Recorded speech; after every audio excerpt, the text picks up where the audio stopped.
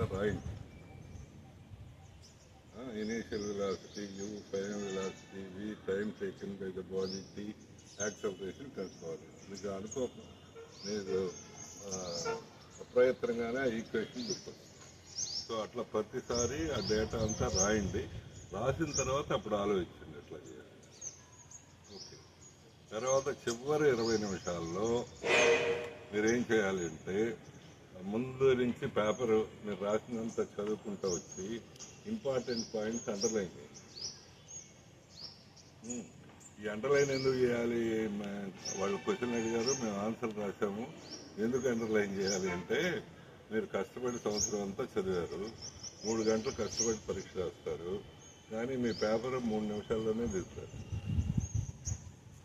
అయితే ఆ 3 నిమిషాల్లోనే మీరు అన్ని క్వశ్చన్లు రాసామని పెద్ద పెద్ద నంబర్స్ వేసి చూపించాలి.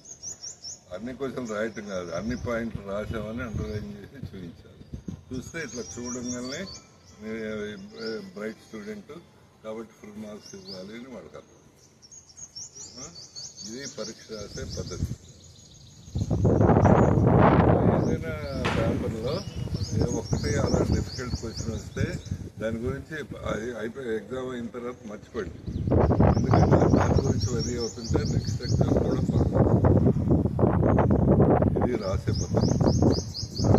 ఇప్పుడు కొత్తగా ఏం చదవద్దు, ముందు వచ్చినాయో రాయడానికి వస్తుందో లేదో ట్రై చేయండి.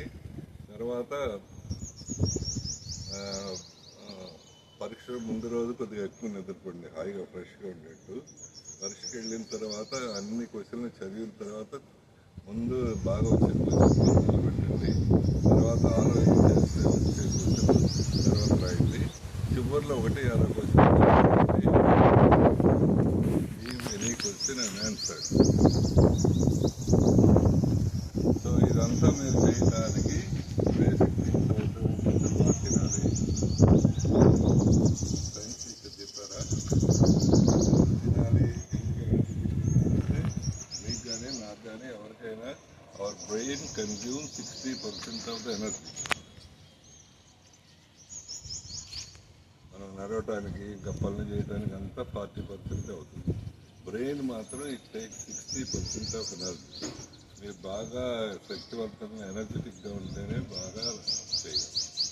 రెండోది బాగా నిద్రపోండి. రోజు 10కి 10:30కి పడుకొని నిద్రపోండి. ఈ 2 preparation. Okay. So wish you all the best. Good luck. Thank you.